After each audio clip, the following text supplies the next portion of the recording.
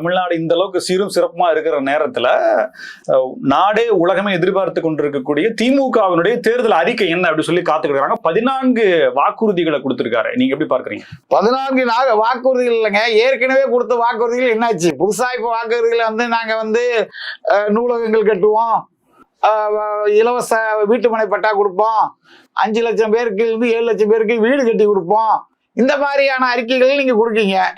ஏற்கனவே நீங்க கொடுத்த அறிக்கை 2021க்கு அது கொடுத்தோம். அப்ப நீங்க வந்து தேர்தல் ஒவ்வொரு தேர்தலுக்கும் அதான் சார், ஒவ்வொரு தேர்தலுக்கு நீங்க ஒரு அறிக்கை கொடுப்பீங்க. ஆனா அந்த அறிக்கைப்படி நீங்க எதுவும் செயல்படுத்த மாட்டீங்க.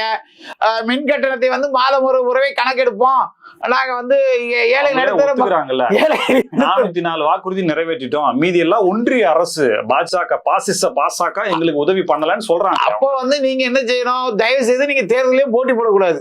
ஏன்னா ஆளுகின்ற பாஜக எதிர்த்து அரசு செய்யக்கூடிய நீங்கள், மத்திய அரசிடம் இருந்து எந்த உதவி பெறதுக்கு கூட தகுதி இல்லாத நீங்கள், பெற முடிகிற அளவுக்கு எந்த வேலையும் செய்ய முடியாத நீங்கள், உங்களுடைய சொந்த தேவைக்காக வெள்ளை கொடியை எடுத்துக்கிட்டு 23ஆம் புலிகேசி மீது செயல்படக்கூடிய நீங்கள், எதிர்கட்சி தலைவராக இருக்கும்போது கோபேக் மோடின்னு சொல்லிக்கிட்டு ஆட்சிக்கு வந்தோடனே வெல்கம் மோடின்னு கூப்பிடுற நீங்கள் என்ன செய்யணும்? தேர்தலே போட்டி போடக்கூடாது.